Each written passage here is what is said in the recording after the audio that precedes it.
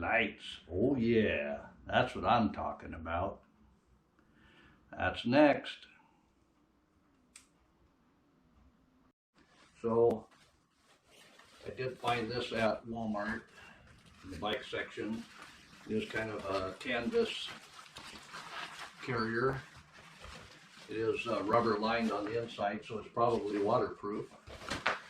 It does roll up on each side, and it has snaps to hold it.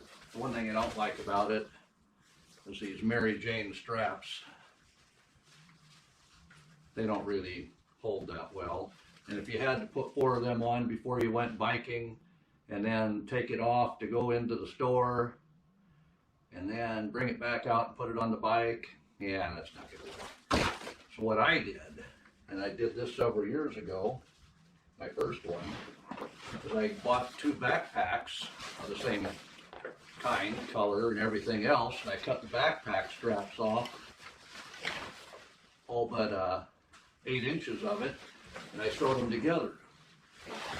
So when I get my shelf, I'll be able to put them back here for my cargo. And these have all my bug out stuff in, but I do call this a BOB. It doesn't mean bug out bag.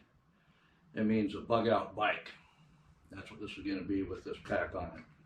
That I go bike camping with. We have everything in here.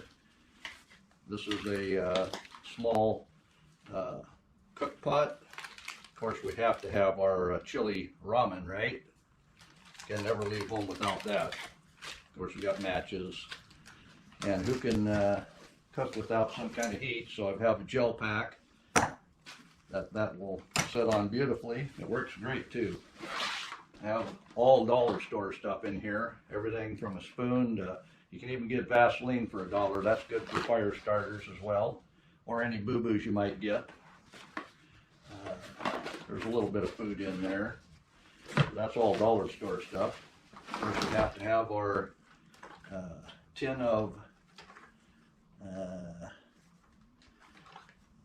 it has everything from Band-Aids to cups for disinfecting, water, ink pen, knife, utensil. It's got a lot of stuff in. Of course, we have our M-Tech knife.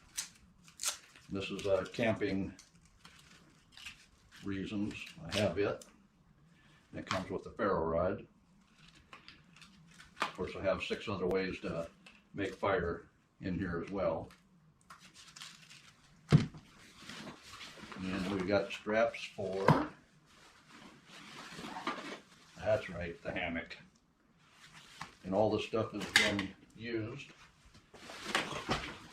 I've gone bike camping before.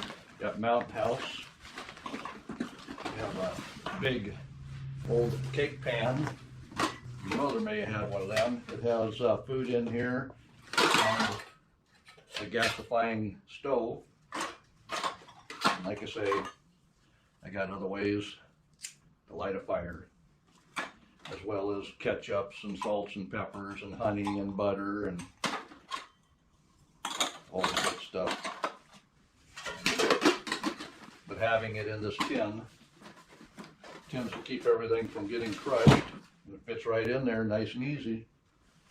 Of course, then we've got, what do we got in here? We've got straps in case the bike has a problem, lose a wheel, tire, something that we didn't plan on. I have a way to strap it down on the car. And we have tire patches. And cordage. That'll all come in handy setting up the tarp. I do have a tarp in here. I also have a pad for sitting on or kneeling on. And it's always wet somewhere. So I put in a 6-volt battery. These you can get at the Home Depot. Of course, if you look online and look other places, you can get these for about $6. I've seen them as high as $20. But it is a 6-volt. That's what these lights are 6-volt. I did put a switch in, and I'll be making a box for that. It does show on or off. You can get a rain boot for this as well if you wanted to make it more watertight, because the wires and whatnot will be inside the box. That's about how I plan on mounting everything. And then I'm waiting on the diode I ordered from Amazon. It used to be you just go over to Radio Shack and get what you want, but internet killed their business. This way I can hook up to the white wire.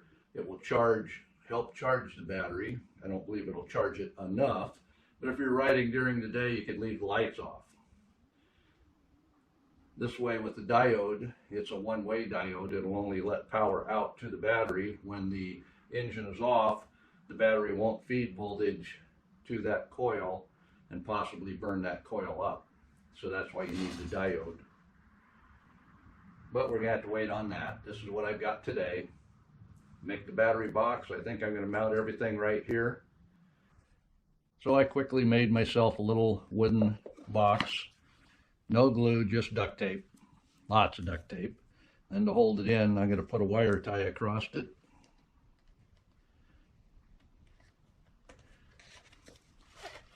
And that's gonna be most beautiful.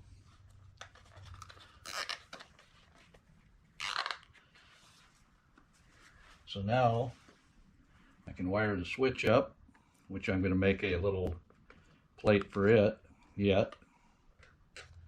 Then hook the ground up. Well, I've got it wire tied in place here.